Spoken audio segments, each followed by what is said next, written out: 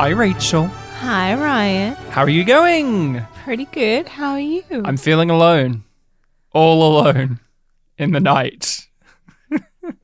That's. But but we already did that part, and then you brought Wanderers. You brought me and a guest in so that you aren't all alone in the night. But we're all alone in the night together. Companions. Mm-hmm. We're in an arena. I've got a pipe. It's a pipe fight time, Rachel. No. In all seriousness, we're YumYumPodcast. This is our show, YumYum5, in which you and I, Rachel, are rewatching, revisiting, and reviewing episodes of some science fiction. And this science fiction being, with YumYum5 in the title, obviously we're doing Babylon 5. Yes. If people have not seen Babylon 5 before, what do we recommend? Don't listen to this pod. Yeah, get out of here. We're spoiling it all. We're talking about it all. We recommend the show. This episode has a Twin Peaks-like dream in it that actually has payoffs, and we'll talk about that. And Talon's here now, and if you've only just seen this episode fresh, you wouldn't know what any of that actually means, but I do, because I've watch the show, and I'm rewatching it and talking about it. So that is that said. Yum Yum is, of course, in reference, in honor to the line of dialogue uttered by Commander Nan D, who has thankfully returned in Star Trek Discovery. She said it in reference to murdering somebody. She was asked, do you want to murder somebody? She licked her lips back, She licked her lips, threw her hair back, and breathily, sexily said, yum yum. That was in a modern Star Trek show, by the way, people. People got paid for that, and we said, good job, you deserve that paycheck. You've inspired us to want to make a podcast and title it Yum Yum, and ask the question, who would have said yum yum in this episode of Babylon 5? Rachel? It's tough. Yeah. I've got a candidate. I thought about it, and then there's nobody else once I locked it in. You take the limelight. Ramirez. Yeah. It's Warren Keffer stand-in Ramirez. But that's our opinion, but we are joined by somebody else. We've brought somebody back because a certain guest bringing actor, them into the fold, and telling them the secrets. A certain guest actor and character appears in this episode, and so this person that we've brought in is our representative for that character. Every time this character comes in the show, we're going to try and get our good friend Pat here to talk to us. Pat, are you here? Are you here and you're ready to talk about Naroon at some point during this episode? I am. Of course I am. I like to imagine, like, the whole time you've been recording every episode since the last time I was on, I was just in the shadows with my hood over my head, waiting to be revealed. Yeah. And then when you did it, before you pulled the hood over, you said hello, and I react as if I don't know this very recognizable you don't know voice. That very unique voice. I know we're going to get into it, but that is the most unbelievable moment in the episode, is in which Delenn, who herself has a very recognizable voice, does not recognize Scar himself, John Vickery's voice. Like, she talked to him a lot in the previous episode. I don't think his voice is that generic. If somebody I talked to regularly at one point sounded like this, hello, Delenn, and then I met them again, like, within a year, less than a year, and they said, Delenn, hello again, I would know it's fucking Naroon instantly. But hey, she's gone through a lot. She's been in a cocoon since then. She's had to manage her hair. She's got cramps now.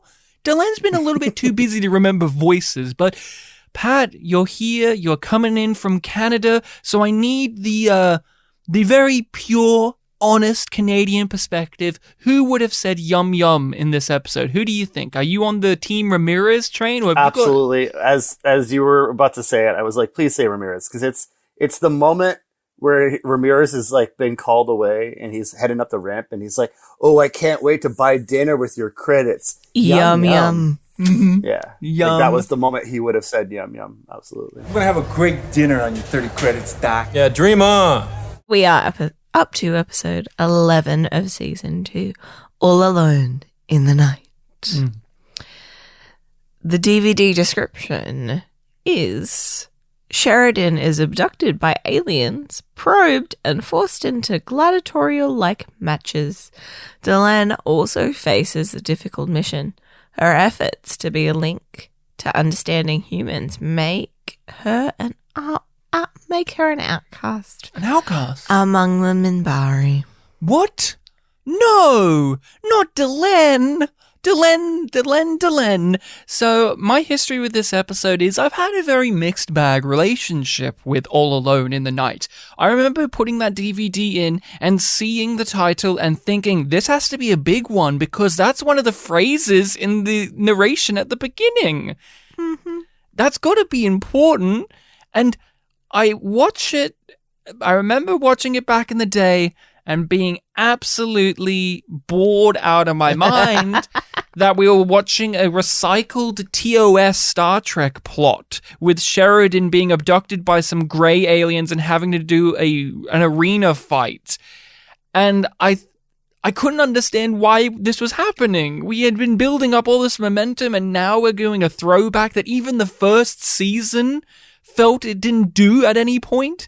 And then the other thing that was very odd about it was I really love, and I did then and I still do now, the Delenn side of the story. It's not super complex, but I totally bought into the conceit of Delenn now being outcast and being thrown out of the council. It was a culmination of all these choices that she's made, a culmination of the writing of the show to understand the bigotry, the weird nature of the Minbari culture, and to bring in Naroon, a former antagonist, to bring him in and have him lecture Delenn about all of these things. It really was fun to me. I really delighted in that, and I've mentioned it on the pod before, but I liked the fact that there are other Minbari who don't agree with Delenn, and they do not believe in the prophecy or think that to actually apply it in real-world circumstances, i.e., end a war because you believe they have that the enemy has your soul, is stupid, because I thought that reveal was stupid. Yeah, you side with Naroon. I'm very much on Naroon's side. So when I watched it, I had a real whiplash reaction to it of being bored out of my mind and then being intrigued and rewarded for having paid attention to the show. And then you have a dream sequence that is there to tell you that things are going to happen later, as well as the General Haig thing and the end reveal that Sheridan is actually undercover on a mission and he's doing this thing and they're going to take back Earth. This episode has a lot while also having nothing. It's very weird. It's a very Shaggy Dog episode, and it really... I always know that this is a JMS episode, but honestly, if you told me that DC Fontana or Larry DiTillio wrote this, I would believe you. I would believe, and that's not to discredit them, but JMS usually has far more of a strong structure and coherency to his plots, and usually can make something that is as trite as the main A plot, make it spark and do something more than it's doing here, which unfortunately Larry DiTillio and DC Fontana in B5, their scripts don't always do that, so yeah.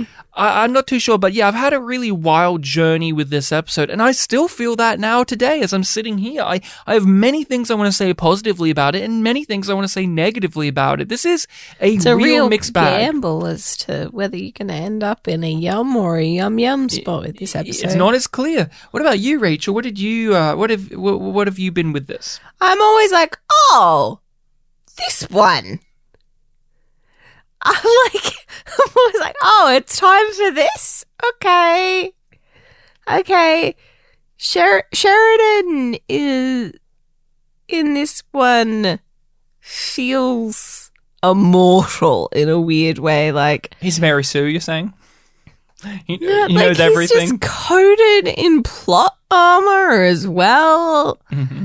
And it's just very boring. Like, I find his side of the plot very boring. But he got injured. You could tell because at the very end, he still has little dots on his face Yeah, that are very 3 distracting. dots. And are very distracting to me. I keep looking at them and noticing them. Yes. Yeah, the aliens used them for mocap. So, But I like the Delenn side of things much more, like you do. But I'm always just like, it feels like even it is dragged down by the A plot. yeah, it is. It is odd one after so many bigger episodes as well. What about you, Pat? What's been your viewpoint on All Alone in the Night? I mean, I always look at it as what is for sure is the A plot, which is Sheridan. It only because it's like they spend the most time and the most characters are involved in it that it's the A plot. But yeah, the Delenn thing's more interesting. It could have been the A plot, and I don't know how much you could really flesh it out other than her just being like, give me 10 guesses who you are under that hood. Say something else, to make it last longer. But yeah, it's a fun episode, it's been more of a space adventure where, yeah, you have to have a pipe fight, good old pipe fight. But at least there's no like weird puppets like you have on a half a floor or something. Yeah. But I mean, I like it.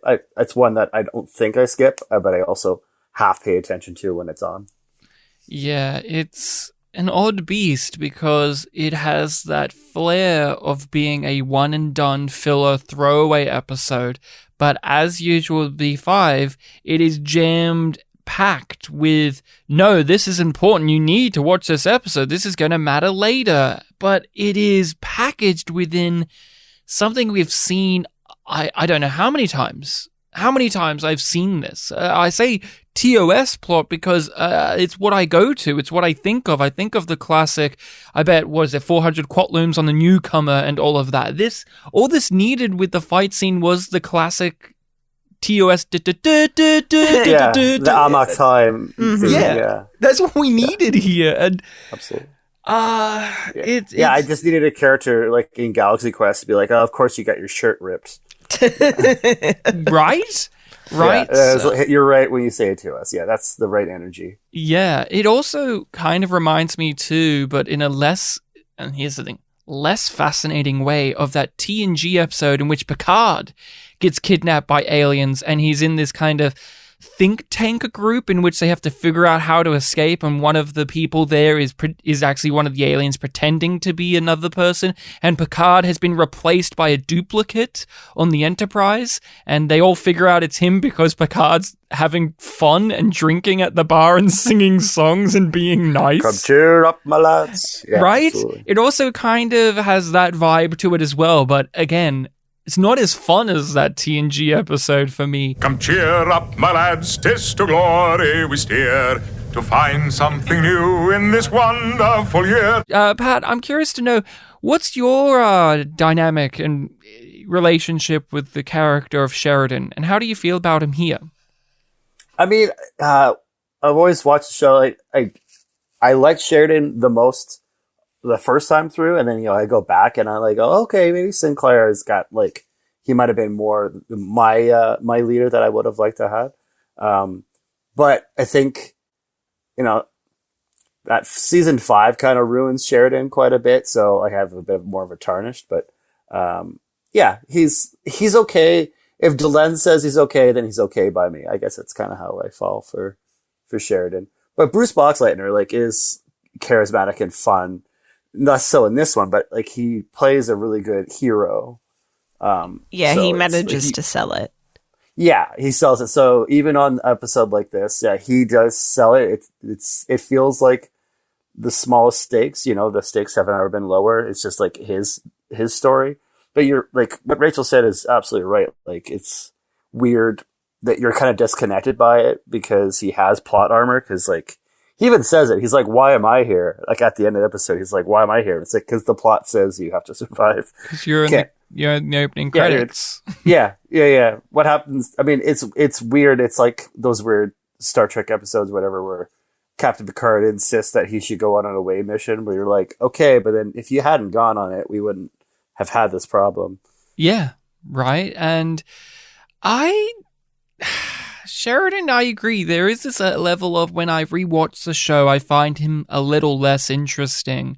Not because of Bruce's performance. He really brings the character to life, and he does here as well. Like, I'm having problems with his character, but the performance is still great. He brings so much energy and so much life and charisma to it.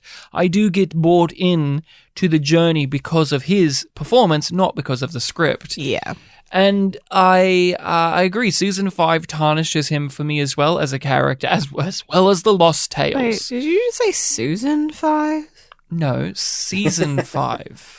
He wasn't there. She wasn't there. She wasn't there. We had Lockley, the far better character of Captain I'm really Lockley. delusional now. I'm just imagining Ivanova with like the really bad Sheridan goatee now. Well, you don't have to imagine it. If you have the DVD menus, her morphing into Marcus gives you it. Yeah, she gets a little bit of Marcus beard. That's right. Yeah. The main plot is Sheridan is abducted by Area 51 aliens, and he is forced to fight other aliens. And when I say other, I mean two. One Eldrazi and one Talon the Narn that we'll get to know as the series goes along, because they are trying to analyze and determine the strength of alien species so that they know which ones are easier to invade. Because they didn't do their homework. They didn't do their homework against the Mbryo. So. No. They had to learn the hard way. Hey, when they captured Mbryo, did they capture a religious caste one, and that's why they underestimate, or did they not capture a warrior? That's what I think about that a lot. When they did their tests on the Mbryo and thought, let's give him a go, did they capture like a worker caste guy? Of course, he's not going to fight as well. He's just like a dude. No. Yeah, they kidnapped what's those two guys from season 5, the repair crew guys? Oh, yeah. They got the worker caste versions of those guys. No, they captured their versions of Rebo and Zudi. And they captured two that'd be comedians. amazing. Because we know the Mbryo study comedy and culture and wait, humor. who wins in a fight if they're forced to fight? I think Penn wins against Teller, right? I guess, yeah. I mean, yeah, he's got like 3 feet on him. Yeah, but Teller, we don't know much about him. He could secretly be a badass. Yeah, he's like a secret ninja. Like silent. Penn has the sheer anger and height and build to kick your ass, but maybe Teller is a dirty fighter. Maybe he cuts your Achilles heel while you're not looking. You know, we don't know. We don't know what he sounds like. Nobody's ever heard Teller speak. Until we're corrected, we just have to assume that he's an assassin. Yeah, he's not the first Teller, as the Simpsons say. Exactly. Yeah, it's a title, not a name. Yeah. Oh, God, now Penn's gonna beat me. Folks, it's all part of the act. No, it isn't. Don't leave me alone with him. You've ruined the act. I'm gonna kill you. He'll do it. I'm not the first Teller. Why is this lackluster here for you? I don't care. I'm like, I never feel like Sheridan's in danger. I know immediately that he's going to be captured.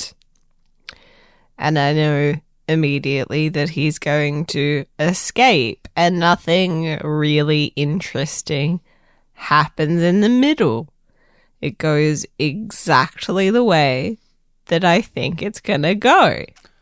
He doesn't learn anything on his own, per se. He knows everything. He knows everything because he's super capable and smart, or Talon just literally explains it to him. So you are just watching scenes of him being tortured, fighting, and getting information at him, but there's no thrill of watching him discover what's going on.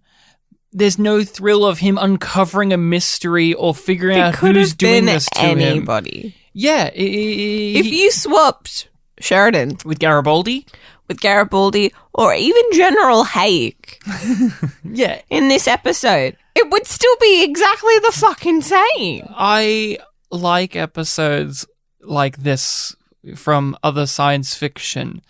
One of the elements that's really lacking here is the aliens that have kidnapped him aren't scary. They aren't a presence. They aren't a They're not presence present, by design. yeah.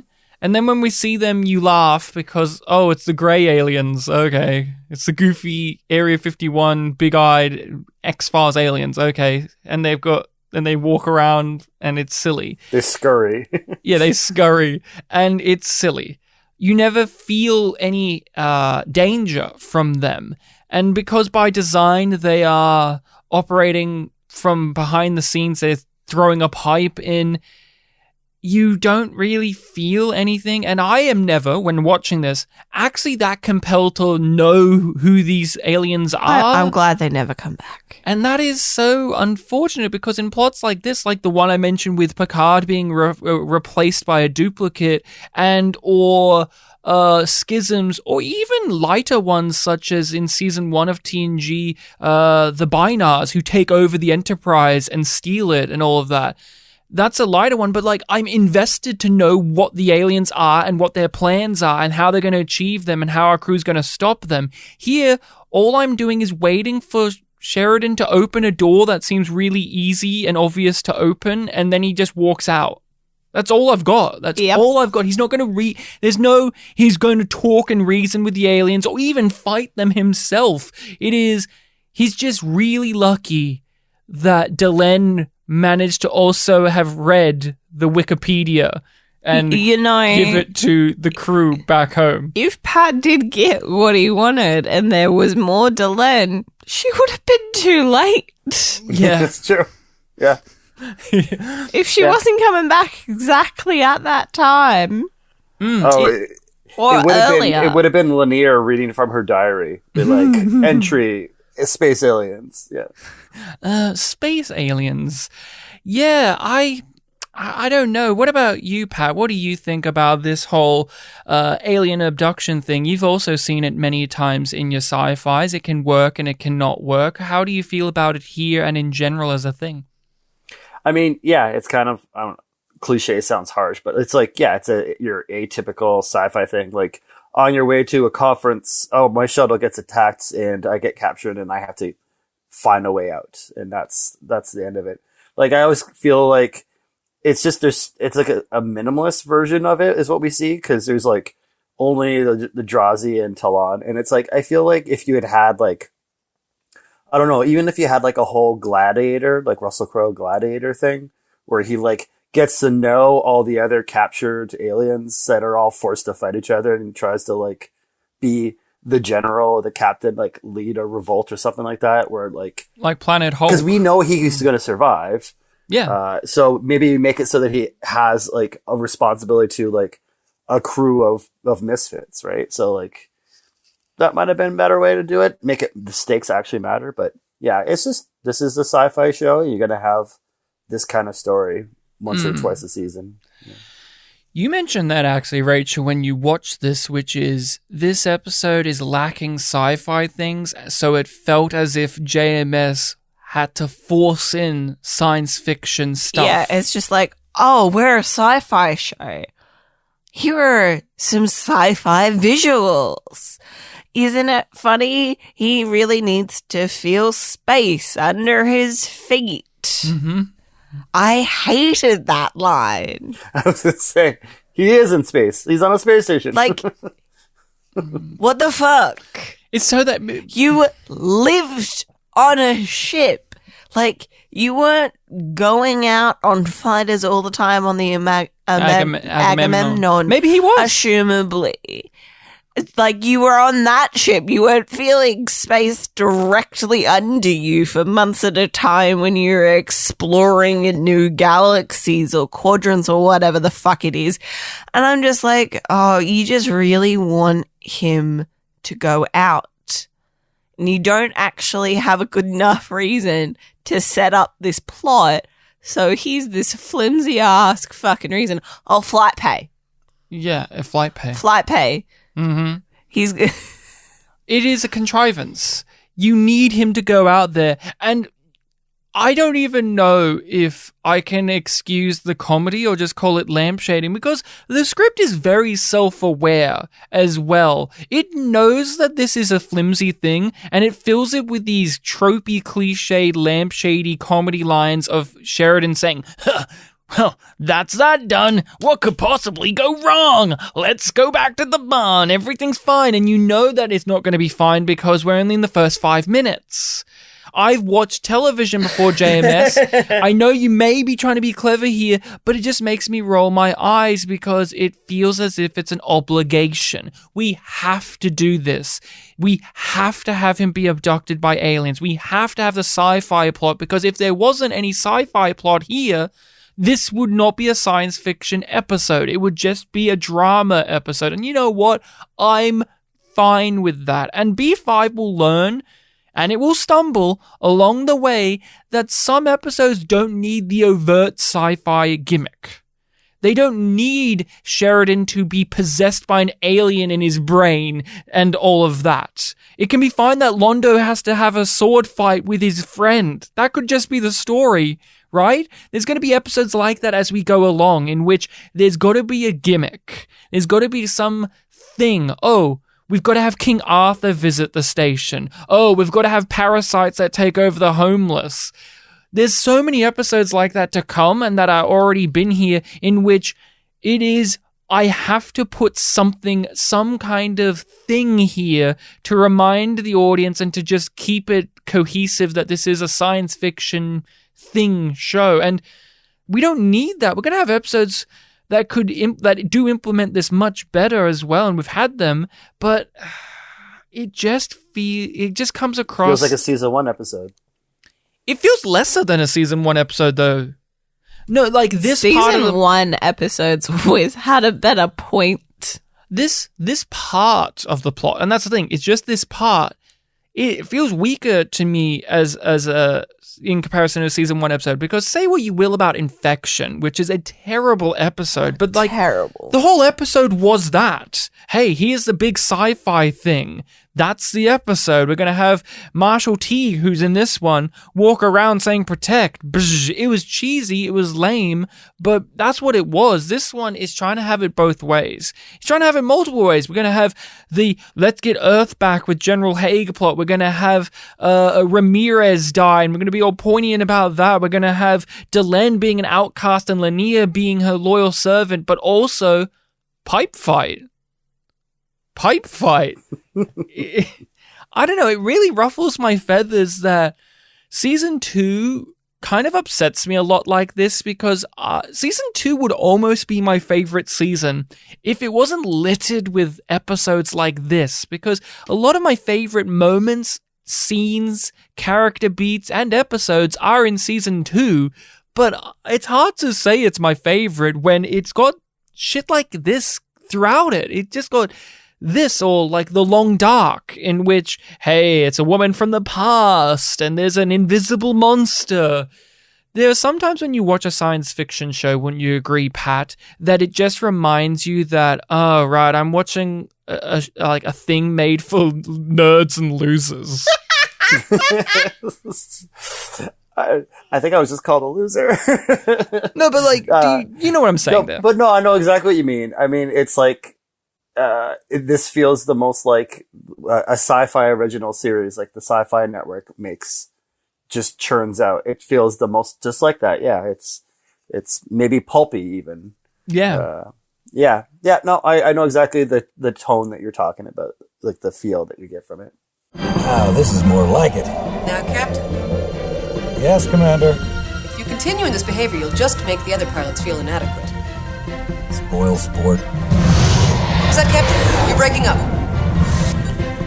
Nothing, Commander. So when I do rewatch this, I do get sucked into this throwaway plot isn't as throwaway as it seems, because, hey, that one Nan guy does come back and he actually adds important things to the show. He actually helps other characters and he actually has a character of his own. How do you feel about that, Rachel? I like it. I'm like, oh, he's here. He's not fully formed yet, but he's here. When you watched it, you didn't expect No. anything to grow from that No. character. If you could even call him a character, he was just a thing in this episode. I was like, Yeah, oh, he's he not has a named in name? this, right? He gets a name. He gets a name later, right? I don't. Yeah. Did they No, say he- his name in this episode? I don't No, think so. he's just Nan with He's just Nan, sword. Yeah. But yeah,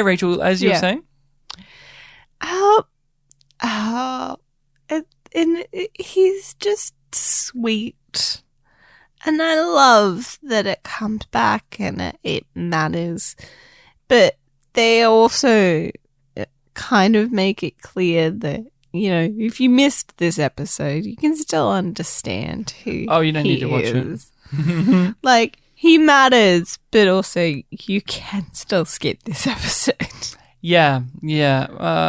Pat, I mean, when you watched this back in the day, did you ever actually expect this guy to return and be a character in the show in any way, shape, or form? Because B5 actually is littered with lots and lots of characters like Talon, in which they keep popping up and you realize, I didn't even know that they were going to be important in any way. I just thought they were going to be a one-and-done throwaway thing, but here they are again. I do think, I mean, again, my memory's faulty, but I don't think I even connected that he was the same Narn. He has a sword. Yeah, well, because he has a sword later, but he doesn't have a sword here. He does. He uses his sword against Sheridan. He's the guy with the sword. That's more of a saber.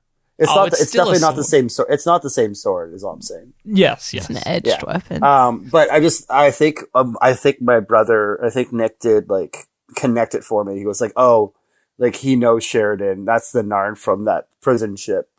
And I go, oh, okay. Cause I just was like, oh, it's a Narn that he knows. Cause, you know, Sheridan, like everybody else, just seems to have like a character will say, hey, I've known you for years. I'm Walker Smith. They're like, oh, hey, Walker Smith. I've known you for years.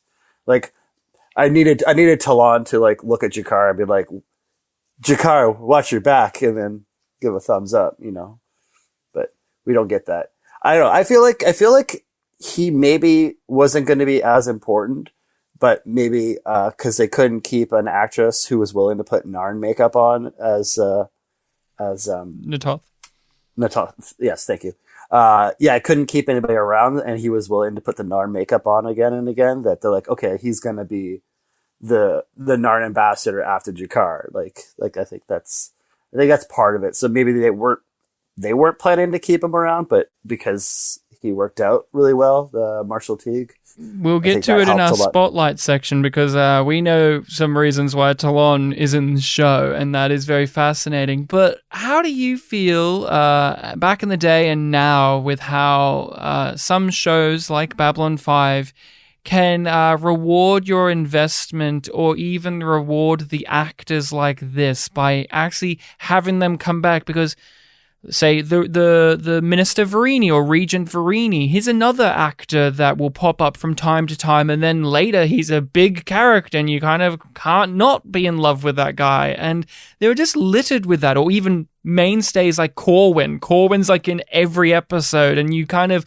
go, oh yay, Corwin, yay. And how do you feel about how B5 can achieve that? I think the big difference is, if you compare it then to how shows do it now, is like you watch like a Game of Thrones where, I know that's based off a book, but like every character, no matter how minor, they'll say their names and it's confusing. You're like, I have 50 names to memorize.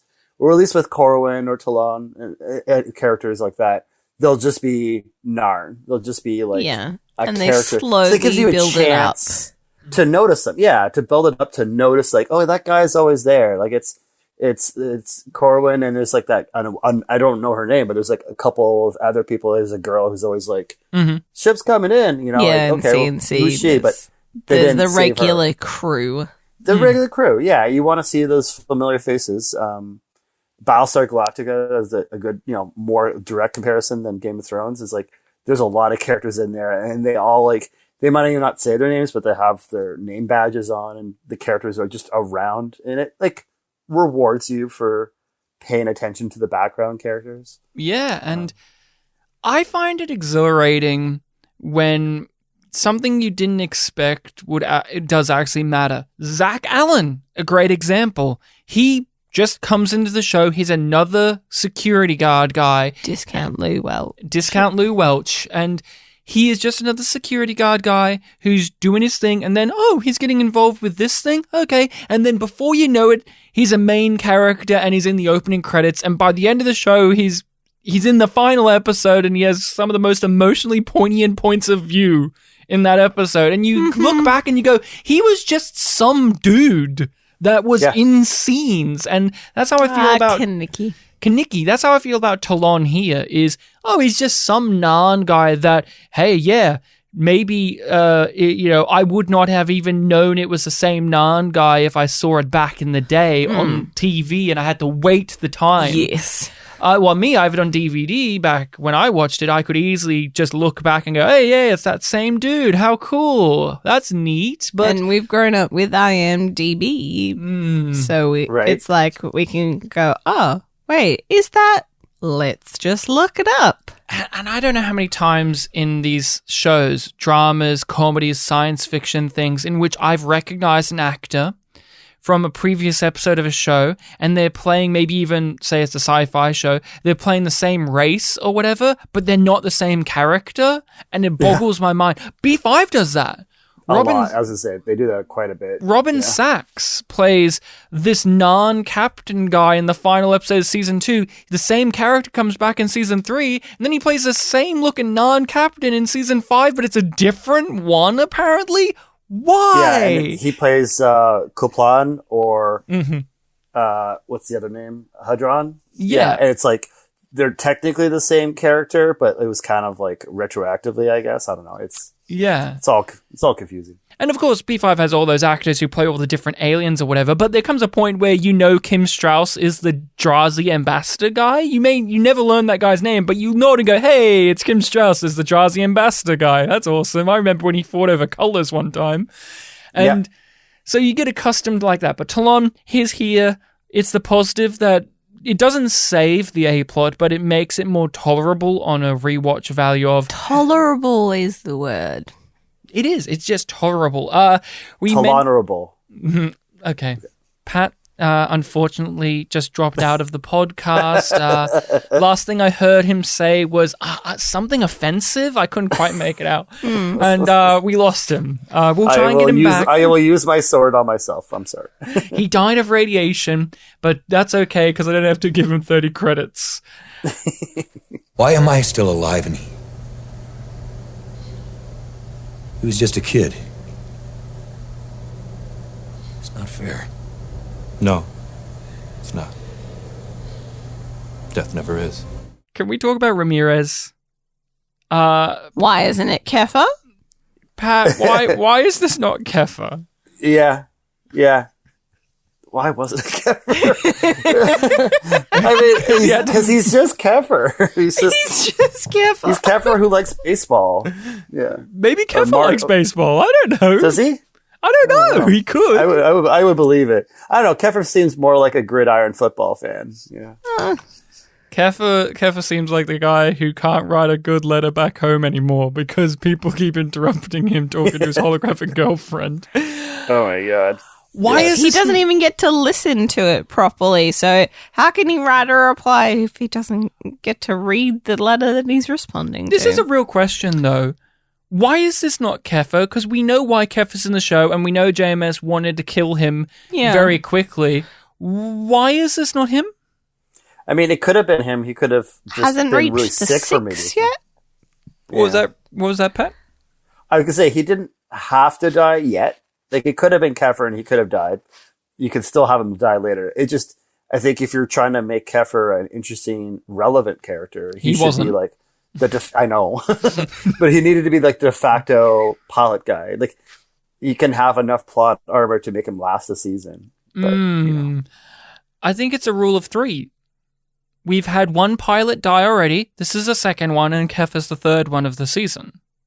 Unless there's another Star Fury pilot that we get to know that dies this season and I'm completely forgetting who they are, I think that's the rule of thumb. Dramatically speaking, it's the rule of 3. And we have to kill him in the final episode because JMS is lumbered with Kefir, and so his thought process is, how about I make Kefir the guy that finds the shadow ship?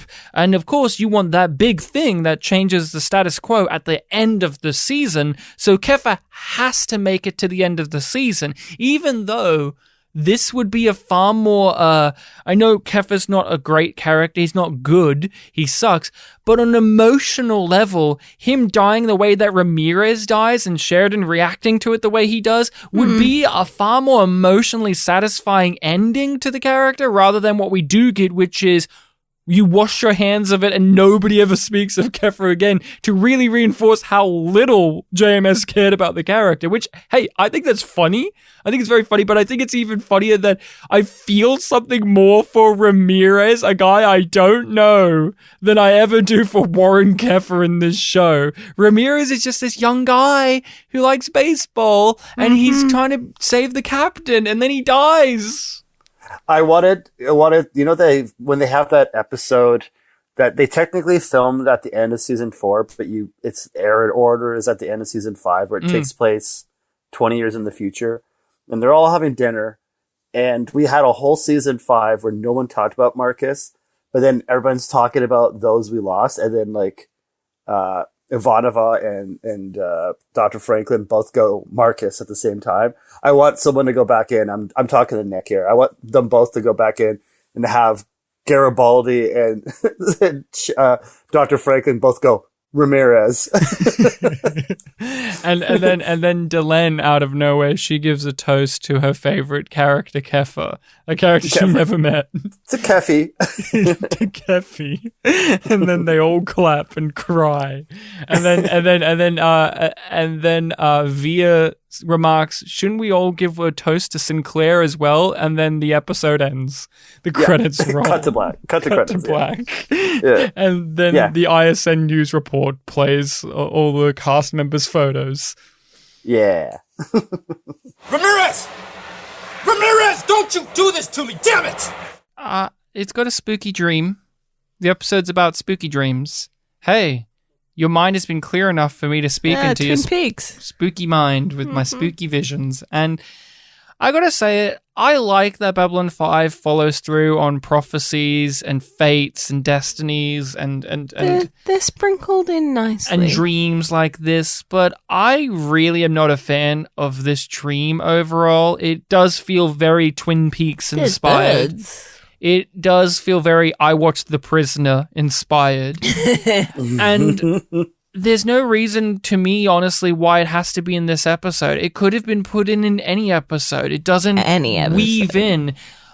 When Ivanova had her nightmare visions in season 1, where she saw her mother, and it kind of hinted to us then that Ivanova had telepathic abilities, it made sense in that episode because Ivanova was having traumatic events happening to her that triggered things from her past because Jeffrey Combs wanted to scan her loyalty, and it made sense why we had these weird, scary prophetic visions and meaningful visions and dreams and stuff. But here it's just here. I'm just like, okay, why? They say your mind is clear and still enough for us to reach through. And is that just because he's so tired and single-minded that everything else has fallen away and they're able to cut through it? Because I'm that doesn't but why?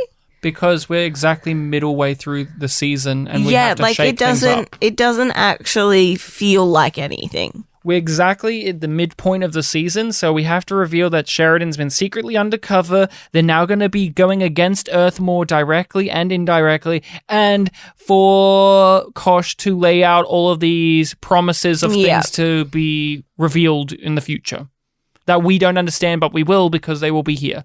That's really what I can give you. Yeah, it's here because it needs to be here. This has to work. Yeah. Because all of these parts need to be here.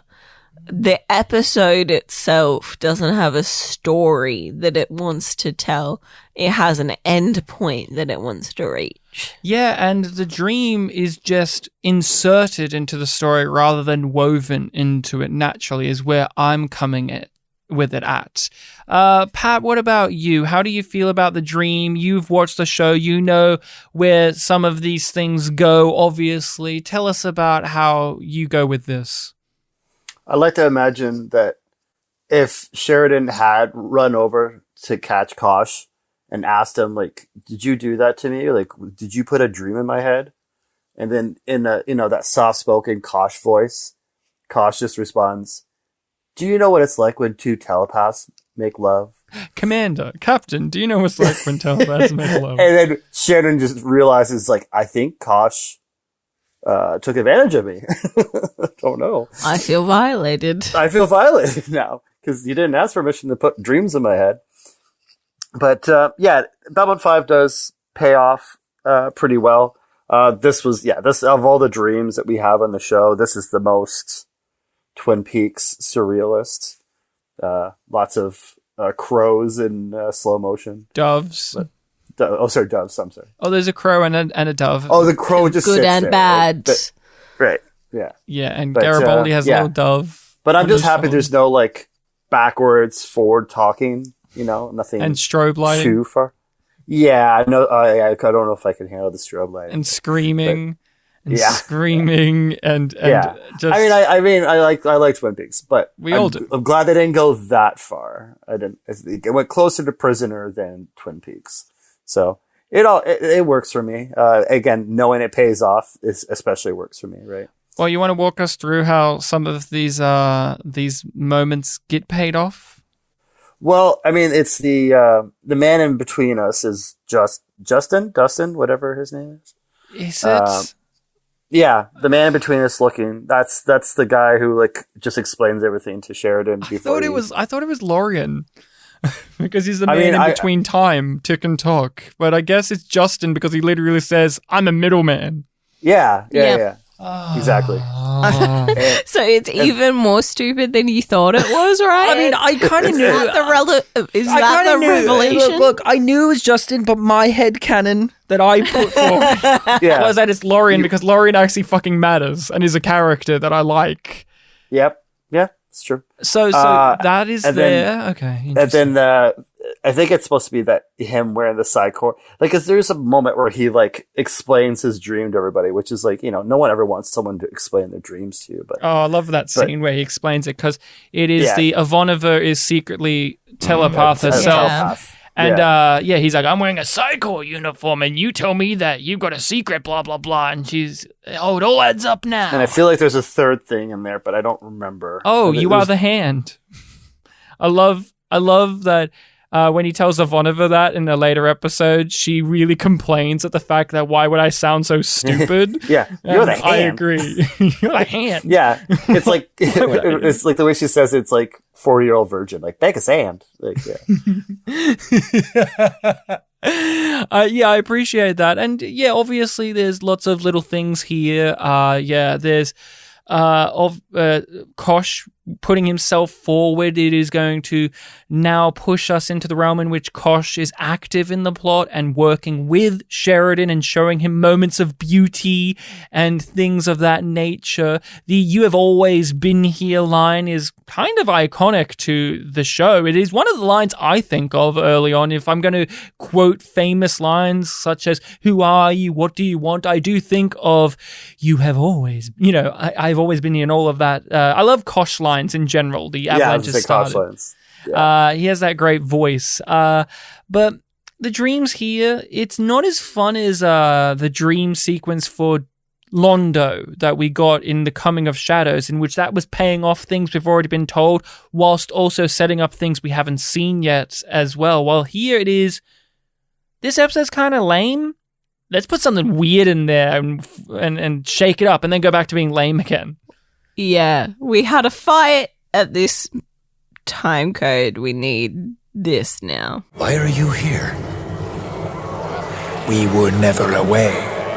For the first time, your mind is quiet enough to hear me. Why am I here?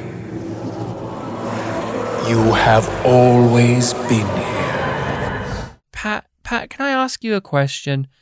When you rewatch the show, do you ever remember in the first half of season 2 that Sheridan is secretly undercover and he's spying on his colleagues and that the version he's putting up for people is in fact a front? Do you ever remember that until this episode says it? No, because it's just like, oh yeah, he's just kind of a dork. Like if that's an act, that's a pretty a weak cover, but maybe that's the point. It's just like inconspicuous, like just to act like a guy who's obsessed with oranges. Well, he can't be about conspiracies because he loves citrus too much. You know, but he loves collecting conspiracies. Yeah, we know that about him he does already. say that. He does say that. He likes to collect them like he's an outsider, but not like a participant. Yeah. But now we're going to get that spider in the web, except we won't because we're not allowed to. Rachel, what about you? Do you ever remember this? No. Why? It's a big moment. Yeah, but I'm just like, yeah. Like, he's already acknowledged that, like, he's keeping an eye on these people and how much they're loyal to Earth. I'm just like, oh, okay. Other people are on the same page as him. That worked out. We're going to get information from Earth Dome. Sometimes. This changes nothing for me.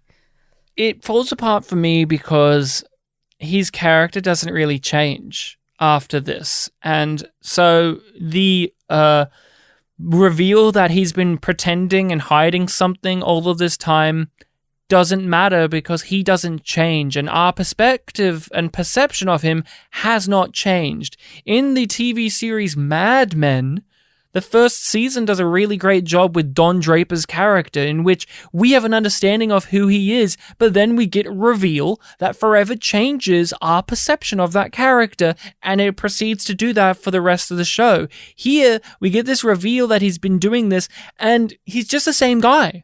He's going to be the same guy that goes on dates with Delenn. He's going to be the same guy who's joking and laughing around. It doesn't change him. And it comes across as if this should be a big, shocking revelation. But also, I may be focusing on the wrong aspect. It maybe is not supposed to be Sheridan's been hiding something. It is they're actually going to take care of Earth now. But other people realize that Earth is fucked. But we'll see as the show goes along. But to me, that still doesn't feel as if it takes effect until another season from now. He's going to do one or two little things, but really, in this show, we've already had people like Franklin doing bigger things with the Underground Railroad. We've done the railroad. We've done the clinic. That was a more successful reveal of somebody doing something. Absolutely. Yeah, absolutely. Absolutely. It's just one of those things in which it comes across to me as JMS was satisfied with how Sheridan is integrated, and he wanted to shake up the status quo for us with him. But then the Sheridan character just reforms back to what he was and just continues on until season 3, in which they break away from Earth. That's the real big turning point for me. Here it's just, do you remember that Earth is bad? Well, we reminded you. General Haig came to the ship, so you know it's a big deal. It's a big deal because when the Joint Chiefs of Staff came aboard, that's how you know it's a big deal. But yeah, I don't know. Anything else you want to say on that side of it, Pat? I mean, it's a big part of the episode in which General Haig is here, and there's obviously something hanging over this, and then the reveal is that. Anything you want to touch upon with it? I mean, I guess it's one thing I've thought about multiple times on rewatches is I don't know that, like, how long has Haig or through Haig to Sheridan been worried about Earth? Like, how long has Earth been rotting from the inside? Like, if President Santiago hadn't been assassinated, would it still have gone as bad? Like, was Santiago, like, really supposed to be that good? Like, I don't get convinced that this is a new revelation that something has to be done necessarily. That was like, I think a lot of things were already set in place. Like the shadows were already working, at least somewhat within EarthGov. Mm-hmm. Just Clark got in charge. But this episode and this season in particular doesn't really convince me that like something has been planted within EarthGov immediately. I feel like it kind of was like a little too slow burn for it to pay off later. But and didn't we already have this feeling with the fact that they've already, and they say it here, the Psi Corps have infiltrated higher ups of Earth and are supporting candidates? We already know this. to be something or other too. We don't know at this point that the shadows are actually involved with Earth. And again, when that reveal comes along, it's really fun because it's not one that you think of. And even on a rewatch, I rarely ever remember until that plot point happens that Clark got help from Mr. Morden either, because in a way, the first 2 seasons really set up beautifully how Earth and Clark and all of these people could just do it on their own. Yeah. Although I still like that reveal, it is one of those things where in an episode like this, it reminds you of that, of, wow, Earth's fuckery, Earth's tormented way of being, Earth having an organization in which it's a Psy-Corps. We just perpetuate these things onto ourselves. We don't need any outside aliens' help to do that. Yeah, exactly. Yeah. Yeah, like it was, were we going to have Babylon 5 break away in anyways? Like, was all this going to happen without the shadows? Yeah. Like if they hadn't had shadow involvement and like it escalated things at home, would have been like a slower breakaway where like they don't have a chance to learn information. Like, yeah, I don't know. In the Babylon 5 reboot, let's find out. B5 reboot, let's find it out. Reboot. No. We dropped, Pat dropped out again. We lost Pat after I think he said boot. I couldn't hear the rest of it. That Canadian accent really emphasized boot. Sorry. Oh, get out of here. Oh my God. It's my favorite Kevin Smith film. Yoga Hoses has entered. I have never seen Yoga Hoses, and I do like Kevin Smith. So well, you'll love his Canadian films where he really takes the piss out of you guys for some reason. I own Tusk, but we all have owned Tusk. Yeah, the kids here at the convenience store are telling me that it's a boot 2 hours away. So you sure that's not going to be too late for you, Mr. Howe? Okay, awesome.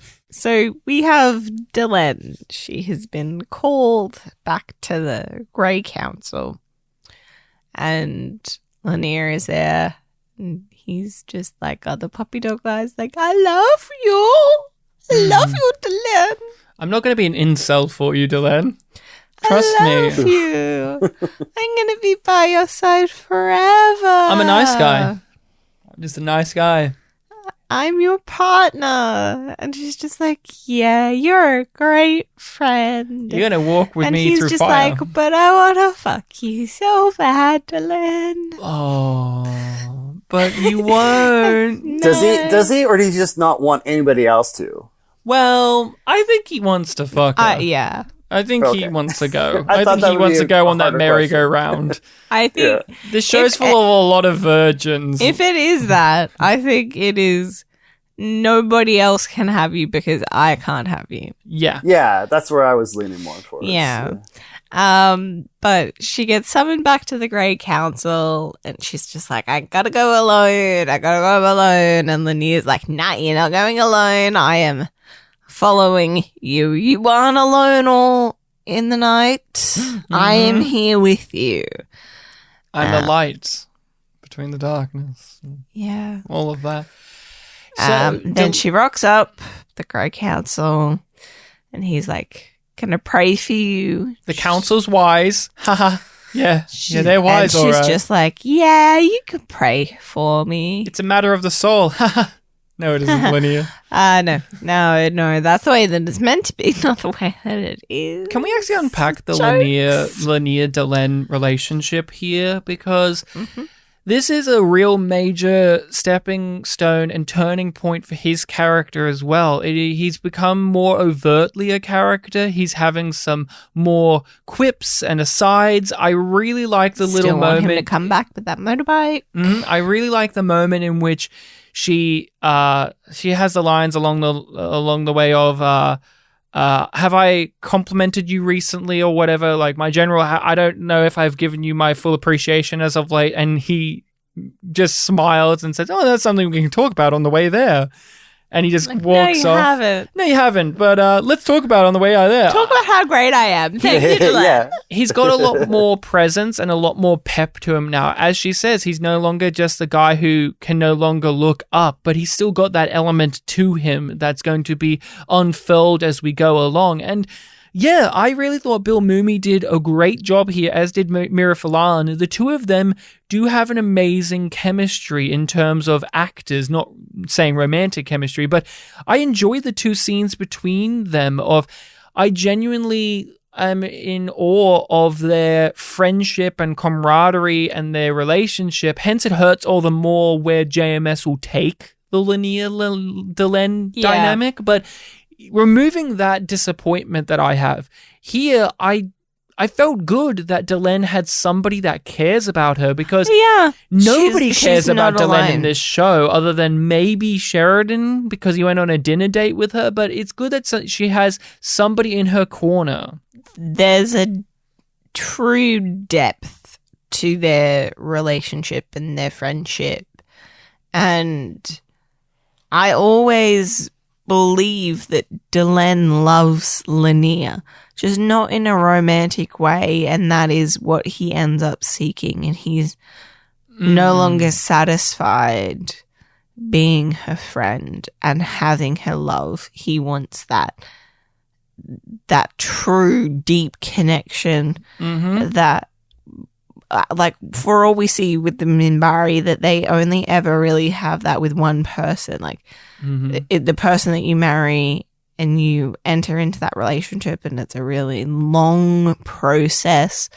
Yeah. And if you enter into that, you're not leaving that. And he sees himself as her partner. And when I watch a scene like this, upon the rewatch factor, I don't see a nice guy who is hoping that his goodness and his generosity and his support will be rewarded in kind. No. I see a genuinely selfless person who is trying to be there for somebody else. Hence, it hurts all the more where this goes. And Bill Mumy, he's talked about it before. He went with the performance choice of he's in love with her. And you can see that. But I don't see, as nor does he, the creep factor to it that will be explored later. And yeah, even knowing where it goes, I'm genuinely touched by these interactions between the two of them, because Delenn's at her lowest point. She's kicked out of the council. She knows she's going to be kicked out. She knows that she may not even be allowed to be ambassador, but there's at least one person, one fellow Minbari, who believes in her vision and will stand by her even when things are going to be in their darkest point.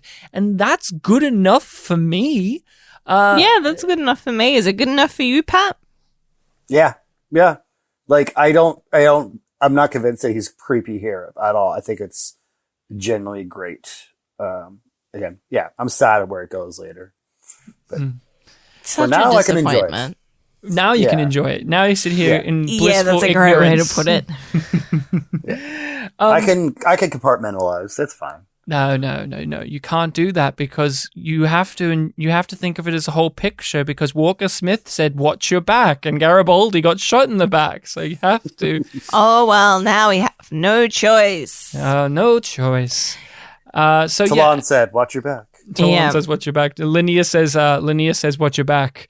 But Naroon says, "We never would have surrendered." Oh my God! We'll get to Naroon in a moment. I have Naroon talk listed down, but Delenn, she gets kicked out. Her role, her power, her understanding has changed. No longer Satai. And this is different to Sheridan. This actually does matter. This reveal, this change in the story, this kink does have repercussions and does change my understanding of her character and how she will be played further. Again, to tie it back to how the A-plot fails in lots of ways, this here of Delenn being persecuted by her own people not only tells me how drastically her story is changing, but also the drastic difference I have now of understanding the Minbari, that the Minbari are far more antagonistic than I had previously seen them, but in a way that isn't a shocking reveal. It is in a, of course they're like this way.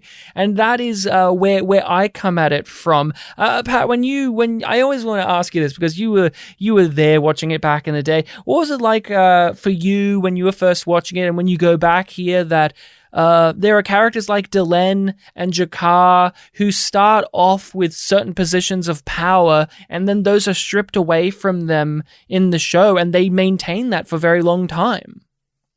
Yeah, I mean, you watch these characters like, almost I say like you're watching them drown, like they're just treading water sometimes, and they're just trying to survive, like from a point of power, and just watching the descend where they lose it all or they overcome it. But yeah, back in the day, you didn't know, like, especially after Sinclair left, you're like, these characters could just be written off at any moment. Yeah, there's no guarantees. There's no guarantees anymore. I mean, we know why now, why he left, but like at the time, you're like, okay, like they could just drop Delenn. Like they could be like, oh yeah, they hate that she's half human. They could kill her. I don't know, like where we go from here. So it was always I could never predict the show. The comfort of a lot of shows of this era, we're far more familiar with this now, but the comfort of things staying the same isn't there. You start off the show and Delenn is the Satai Delenn. She's secretly one of the head people who could also be the leader of the Grey Council. That's what we understand. That's her character. She presents to be a nice person, but she's filled with dark secrets, one of them being that she's one of the head honcho people. That's a character. You could maintain that for the whole show. You could do 5 whole seasons of that. Season 2, they come in and say, nope, we're moving that to the side. We're moving past that. We're actually going to say, what happens if you take that away from her? What happens if the powers and the moves that she could use in that first season are no longer in her grasp? What is her character now? She's no longer full Minbari. What is her character now? And lots of shows of this time and earlier were unable to do that or weren't willing to do that with their characters, because that is the thing. Delenn is now just Ambassador Delenn, and we will see how her just only having that power will limit her and will be able to make her not help other people. And it functions in a very different way than when Jakar becomes citizen rather than ambassador. Yeah, because Jakar, when he becomes Citizen Jakar, in a way becomes a greater beacon for his own people, while Delenn, she's an outcast. She's rejected. She's this freak that they don't understand, and nor will they try to for a very long time in the show. They both get essentially demotions, but it's for very different reasons and very different effects. It will take about 2 and a bit seasons for Delenn to really start grappling with the Minbari conflict that's being put forward here. We won't get all of this amazing Naroon stuff in which they actually start to deal with the problems back on Minbar until midway through season 4. And we're only midway through season 2 now. Again, that patience, that dedication to letting the story play out is really prevalent. When you rewatch this type of story, it is amazing to think back that badass Delenn that had all that power and all that stuff and was going to be the head honcho and was one of the most respected Minbari existed for 1 and a bit seasons. Yep. Because Delenn is so well played. Even though she's in a darker place here, I wouldn't say she's a weaker character. Yeah, I think that's a really good way to phrase it. She's just in a more vulnerable position as a character. Yeah. But she doesn't lose her strength and her conviction. She'll be challenged on them, of course, but yeah. Yeah, she's sort of vulnerable without being weak. Look at me, Lanier. Very soon now, I will be going into darkness and fire. I do not know if I'm fated to walk out again. If it is your choice to come with me, then I could not wish for a better, a braver companion. Naroon's here. Pat, you're our Naroon expert. Last time you were here, you enjoyed Naroon, but you didn't think he was at full Naroon energy. Where was he on the meter this time? Great cameo, but that's about it. but Was he at full Naroon energy, or he what? was full Naroon. I think he's solidified as Naroon, but not enough Naroon for my Naroon's sake. Naroon. That's some of my favorite Naroon stuff in the show, though. I like when he is 100% prick mode, where he is, hello, I'm a Shakespearean actor. I'm going to use all my Shakespearean stage talent to just ridicule you. Yeah. Just the fact that he knows, like, basically everything. Such an intense presence. Yeah. He's like a cat where you have to look, you like end up having to look away first because he won't break. He'll just stare at you. Yeah. Although he's just a brief cameo, as you say, he makes an impact nonetheless, because again, it's a returning character. Did you ever expect to truly see Naroon again and to see how he's being used here in the story? Because again, the kink is he's taken her place, and now the caste systems are out of balance. Is the whole thing. That is, Naroon is being set up here as somebody who will matter later. This is a definite he will matter later, guys. Mm-hmm. You can't just put that here and then expect the genie to go back in the bottle again. Yeah. I wasn't expecting him to come back the first time I watched this. I think I do remember being like, oh yeah, I remember that guy, because I think because of the voice. Mm-hmm. That he was already. You recognized him by his voice. I recognized, faster than I'm not like Delenn. Yeah, unlike Delenn, I recognize him by his voice. Mm. But yeah, so again, he's just here, and it is what happens is really important. He takes her spot, but he doesn't do a whole lot, not till later. Oh no, but that's okay. He says a lot. And I love what he has to say here. One of the things that we have to point out is the worker caste exists now. Congratulations, guys. Yeah. You didn't exist in the first season, but it's great to see you here. You guys unionized. You're great. You're in the caste system now. Apparently you've always been here, but hey, whatever. The first season didn't think of it by then, which is interesting. I don't know why that was. Okay, I don't know why that changed, but I'm glad they're here now. You clap and go, worker caste. I'm a worker. I may be a part of that caste system. But Naroon is here, Rachel. How do you feel about Naroon? I love Naroon.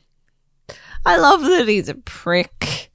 And I enjoy watching this episode and that scene in particular with Naroon with you, because you're like, this is exactly right. He's so right. He's a prick, but he's so this right. Motherfucker gets it. He gets it. Yeah, like, yes, I would have refused if this was the flimsy fucking reason that I was given to end a holy war. I adore Naroon as an antagonist in this series, because what makes him great, and even here in which he's being hate-filled, racist, he's all purity and race and religion is stupid and warriors are great. What I like about him as a character is underneath all of the foibles and underneath all of the bigotry and anger, he has compelling points, and those are what make the good villains in a TV show or in a piece of media is you can see why they are acting the way they are acting, that this makes sense to them. Yes. And when he speaks to Delenn like this, it makes sense to me. I get it, because I was there when Lanier explained why they ended the war, and I thought it was dumb. Mm-hmm. I was rolling my eyes, and I assumed that the show was going to take the stance that all the Mbryo were in unison on this and blah, blah, blah, and that things were going to be cool now because it's already been done. It's been over a decade now. But Naroon comes in, and he just basically sat down and looked me in the eyes and said, Ryan, I agree with you. That was stupid and dumb. Those fucking religious people are idiots. I would never have surrendered. Souls? Are we really going to act on prophecy? That assumption in the highest order, that is. This Delenn lady, she's just going cuckoo for Cocoa Pops because she believes she's the second coming of Valen? That's crazy. I agree, Naroon. I think it's weird, and that's why I like Naroon too. Even though he's being an absolute prick here, his role is also to ground Delenn. Yeah. His role in the show is to constantly question her actions, her beliefs, and whether he's proven wrong or not by the end of the episode. It is good to have somebody come in and say, hey, Delenn, you're assuming, you're amassing a lot of power. You're building up a cult of personality, all from a religious fervor to believe that you are the second coming and that you're the chosen one. That's scary, actually. Yeah, I didn't like that.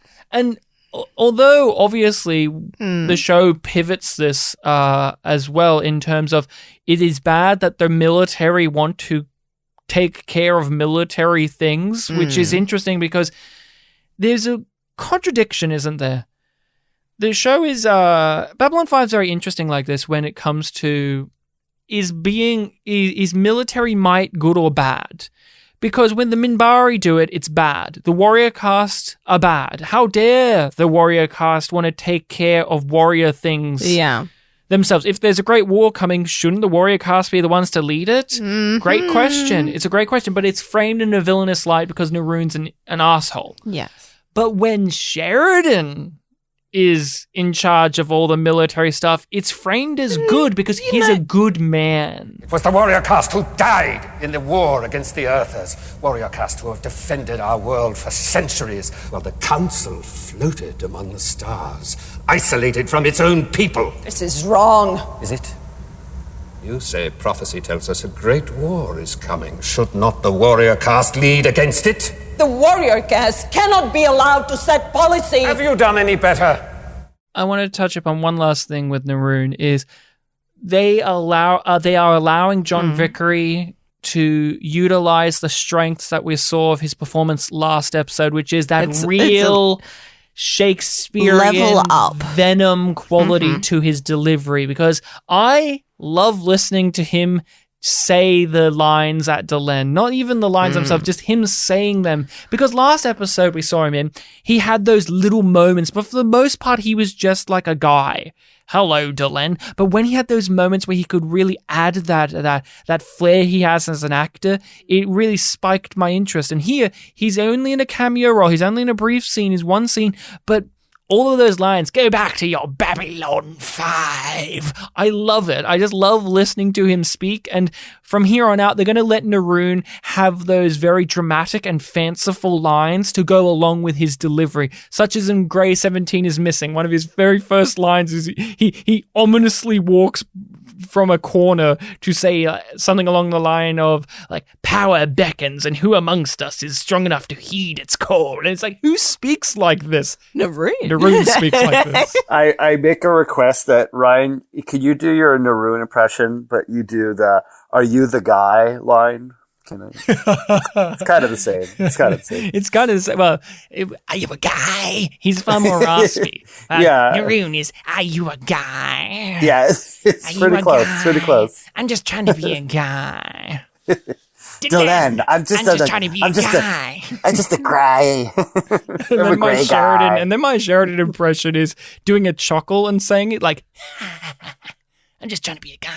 See, it's hard. Sheridan's so raspy and generic, but he's no Sinclair. Wanderers. That's about it. Let's get into our spotlight section, Rachel. We're doing Teague himself. Marshall Teague. Marshall R. Teague. He was credited as when he did this, but he's just Marshall Teague. He's Talon. He's our Nan friend. He's been in a lot. He's done a lot. We've already kind of touched upon his performance in this. He's fine in this episode. He's not particularly outstanding. He doesn't really leave too much, but he will be great in further episodes, and we have talked about him before on this show. He was in Infection. Yes, he was the guy. He was the guy who became the Monster Man who said, "Protect!" in which he was just creepy-looking man who became creepy-looking object who shot things. And that's what he did. He became a putty. Incredibly heavy suit. Yes, he wore an incredibly heavy suit, and we'll get into that. But I want to hear from Pat. What do you think about Marshall Teague in this show? Because he will go on to play a few other characters, including in Crusade. He becomes one of the guys. He becomes one of the go-to guys in B5. How do you feel about Marshall Teague? Yeah, I think he's always been one of the highlights of the recurring Alien back catalog actors that they have. He's another one that's like his voice is the thing that you like attach to a lot. Cause he's kind of like, he can be very like soft spoken. And I think that's what, whenever Talon comes back, he's always like, just like collected and cool. And I think I've always resonated like that part. But yeah, anyway, that's in the show. And then I think of his like insane performance in Roadhouse. And I'm like, oh yeah, Marshall Teague. That's a Marshall Teague that I like. Yeah, when it comes to Talon, and I see it here, he is one of those actors, like with Andreas Katsoulis and Julie Caitlin Brown, that can really act with their eyes underneath all of the makeup and through the contact lenses. To me, you say his voice, but to me, when I think of Talon, I think of the subtle facial expressions and his eyes and how he uses those. To me, I barely remember lines of dialogue from Talon. It is more his physical presence, especially the acting through the makeup. There are some actors who know how to use the makeup because the makeup is a mask, and Marshall It's an extension of their face. Yeah, and which is the way that like Marshall explains it in some of the interviews that he's done.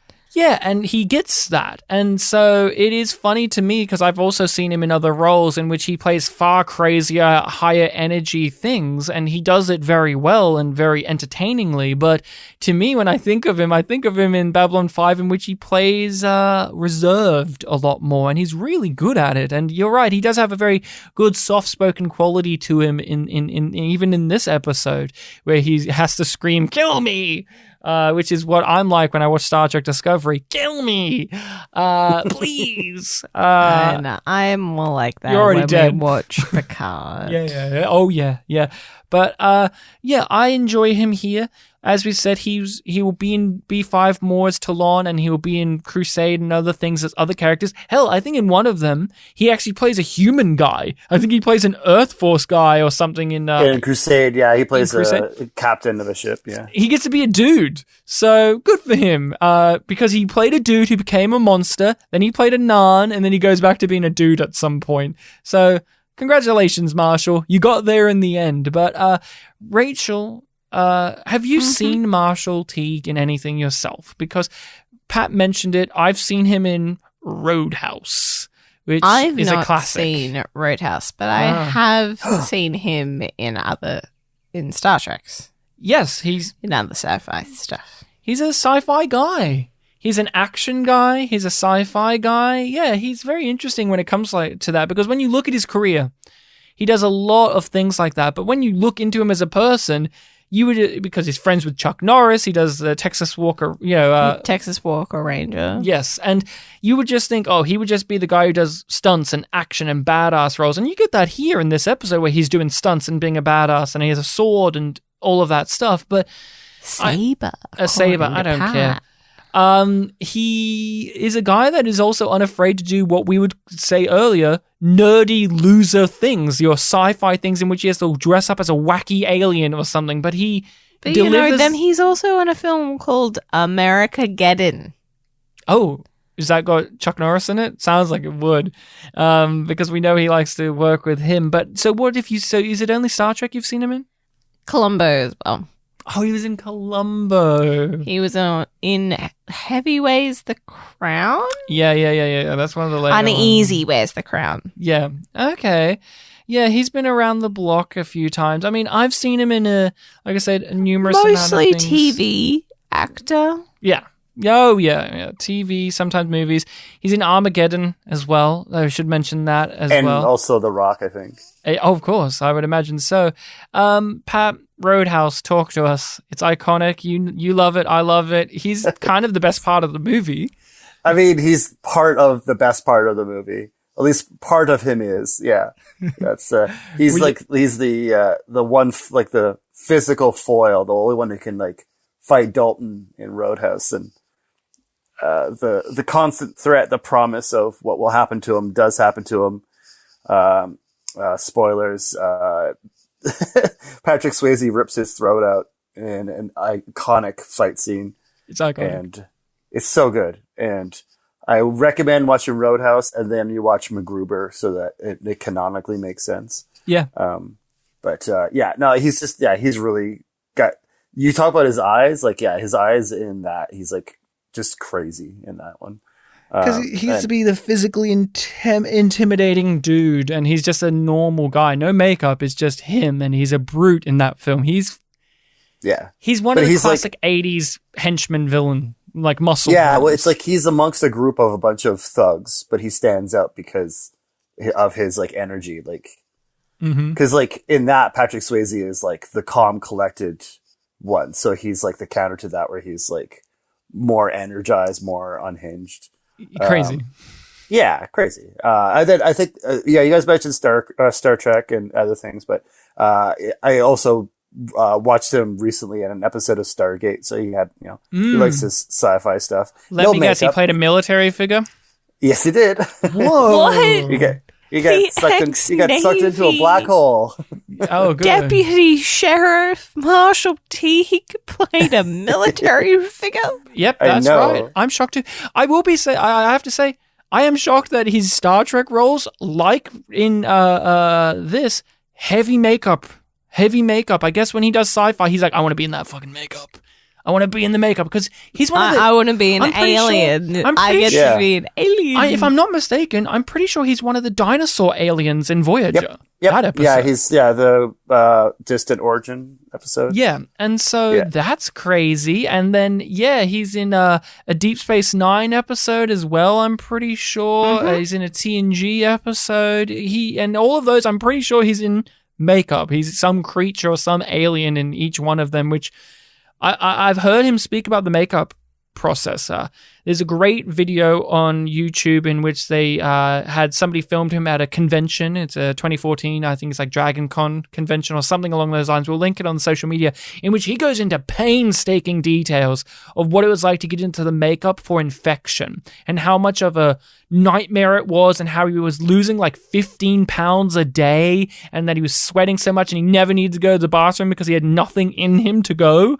And that his feet were swelling just up. sweated everything out. Yeah, his feet were swelling up, and they thought it was because his literal feet were swelling up. But no, they punctured the outfit, and it was just sweat would gush out because it was so much weight, and he went through hell. And Pat, I don't know if you are aware of this, but we've shared it on our social media, but he is the face of the aliens. They used his facial cast from Infection, as the mold for all of the aliens, practically. All the background aliens, a lot of the front and center aliens are Marshall Teague's face. Isn't that interesting?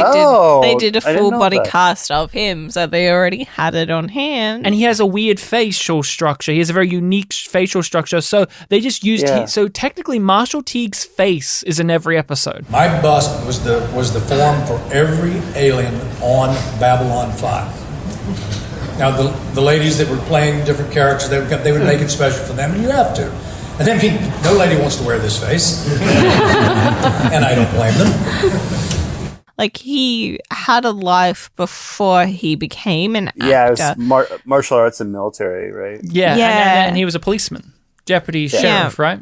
But he was only 26 when he did his first role. Wow. And we watched this interview with him, this panel, and he talked about how he became an actor by happenstance because as a cop, as a deputy sheriff, he wanted to be able to do undercover work. He was undercover better, and he wanted to interrogate and do all that stuff. So he went to acting class, learned acting, and something within him unlocked. And I love hearing about actors and their journeys of discovering their talents and their want to be, because everyone has a different one. Some people like myself just knew from an early age, but somebody like Marshall Teague, I'm going to be a military guy, I'm going to be a Navy guy, and I'm going to be a cop, and I want to stop the bad guys and save the children, is what he said. But along the way of doing that, he discovered something within himself, and now he's been in the industry for decades. He took one improv class from Jigsaw, and it changed his life. That's how they get you. You take one improv class from Jigsaw, and you're forever changed. But he's an all-round legend. really seems invested still in the Babylon 5 universe. He, on Twitter, will engage with the B5 fans. He still seemingly goes to the conventions every now and then. He talks up JMS very much, so he finds his intellect. A lot and of his respect.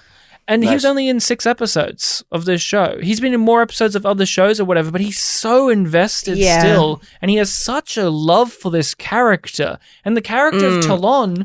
I think that's also, like, we got... In that same video, he talks about how he was part of the creation of Talon being a character. And, like... It's beautiful.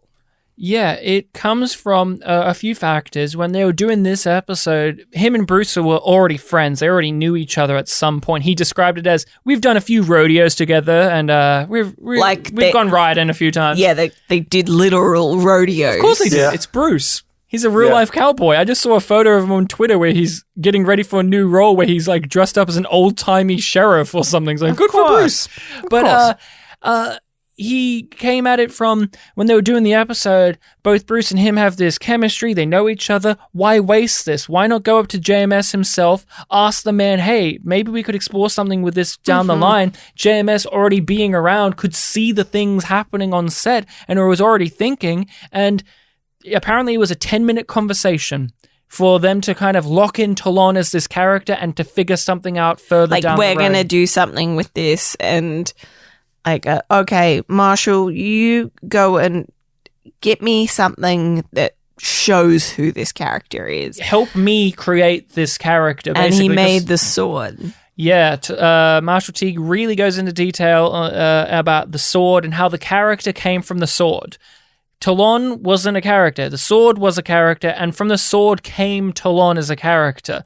And that's so true to creative processes as well. We like to think that JMS just sat down one day and had this brainstorm and wrote the entire show Bible with every single thing. But sometimes it evolves. But sometimes in the creative process, little things, whether you're an actor or a writer, can really spark the imagination. From an acting perspective, there are some people who really capture the character once they put the costume on. Yeah. Or once they do the voice. The haircut. A particular prop or a piece of clothing. Or a specific line of dialogue. And for writers, it can also be those weird little external... Mr. Garibaldi. Mr. Garibaldi for Peter Jurasek, right?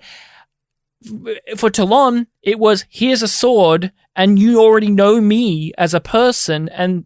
Got it. There's Talon, and that's all we needed, and off we go with the character. So it's not as much as what you said about trying to fill in that void for Natoth, but more Marshall Teague, Bruce Boxlight, and JMS all kind of felt the energy in the room and went with it.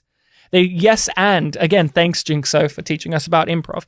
But isn't that kind of a cool thing to learn there, Pat, that even though this show was meticulously planned out in lots of ways and there were still things to be explored and to be added, and that there were still all of these marvelous things to come in that fashion? Yeah, no, I think I always liked the character, but I appreciate that it was this collective creative experience that clearly pays off. I think it's great. But Marshall Teague's a legend. He's got a great back catalog. He's a very entertaining person to watch in interviews. He knows how to command a conversation and direct things, and he's very fun. I'd love to talk to him. Hey, Marshall, want to come on? I'd love to talk more about B5 with you, why not? When I was looking him up, I think I saw like on his Wikipedia that was like he appeared on a podcast. I'm like, okay, so maybe it's precedent. In certain circles, you can get him on a podcast. I'll just tweet at him, yo, Marshall, let's talk, buddy. I want to hear more about you being friends with Chuck Norris and things of that nature. Because, according to Wikipedia, and I think I've heard him talk about it too, that he's worked with Chuck a few times and has a connection with him, and both of them are action guys and do all those type of things. And he's just one of those guys that I would describe as the typical idea of what a badass is. Yep. He's a real life badass. He's a real life bad boy, badass, but he's a funny guy as well. Like Roadhouse, the funny story that I loved about him and Roadhouse was he didn't want his mother to see it because she knew she would be very disappointed because she didn't raise a boy like that. right, Pat? And so his mother and her church group went to go see Roadhouse. And while the scene where he pops in happened, one of the women in the group pointed out and said out loud, like, hey, that's whatever his mother's name is, boy, on the screen there. And the mother crouched in it, like just slid in her seat. And then he talks about how he found out that she saw the movie and phoned her up and asked what she thought. Silence. And then asked again.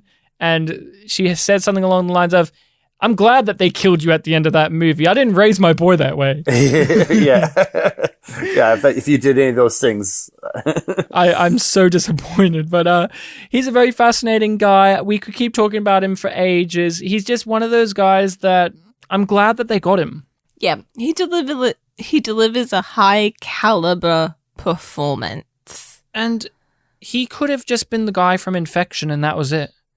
But thankfully, because he's also gung-ho to do the makeup and the prosthetics, they got him back again, and this time he got a better script, and JMS is a better writer in Season 2, because we've already heard that JMS was not a fan of his script for Infection.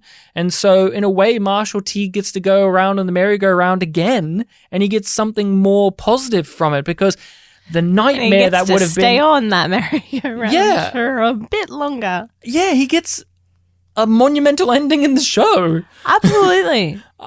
It's still funny to me that this guy will replace Jakar. He'll be the next guy. That's cool. It's really neat. But that's pretty much all I've got to say on Marshall Teague for now. I feel like we could do a whole episode on Marshall Teague because he's got a lengthy life and career and all of these amazing stories. Can we do a bonus thoughts on for the Patreon just on Marshall Teague? I just want to interview Marshall Teague. Marshall, come on. I want to talk to you about B5. I want to hear about Crusade. I want to hear about the differences of what production was like from B5 to Crusade because we know that some shit went down there. So I want to hear all about that, but I want to hear what people are going to rate this episode. All Alone in the Night. What do we give it? A yum being bad or a yum yum being good? Rachel, you first. Yum. Yum. Also yum. Yum. We haven't had Pat on for an episode in which you guys give it a yum yum. That's correct. It's true. And I don't think Grey 17 is missing is going to be the winner next season, by the way. No, I don't think it will be either. But Ryan? I'm conflicted. Like I said at the beginning of this, it's very hard for me because I really like the Delenn Naroon stuff, but that is only a small fraction of the episode. It's not enough. It's not enough. I like JMS scripts, but this isn't it. This isn't it for me. It's too lackluster. It's too derivative. It's an obligation. It's not necessarily a filler episode, but it is one filling up time. It's got work to do. It's got work to do. It feels heavy from the obligations that it has to carry. But Ramirez. So I'm going to have to give this one a yum yum. No, I give it a yum. Yum. Okay. Ryan, you just disconnected if you said yum yum. I just dropped out, guys. I meant to say yum, but it doubled up. The glitch sound effect, yum yum. Brother. Now, Pat, you have your copy of the Season 2 DVD in front of you, the one with the booklet in which the Minbari ship is upside down. Mm-hmm. Drives me crazy. It drives everybody crazy. It's no putting Martin Sheen on the Soul Hunter one in Season 2, in Season 1, instead of William Morgan Shepherd, but that's okay. That's okay.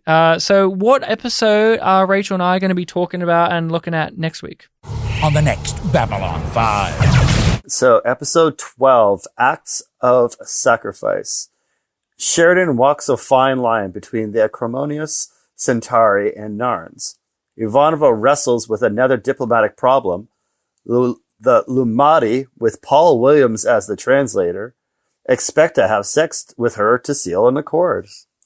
I like that Paul the DVD Williams gives it away as well. Yeah. They give it away, the surprise reveal of that story. Yeah.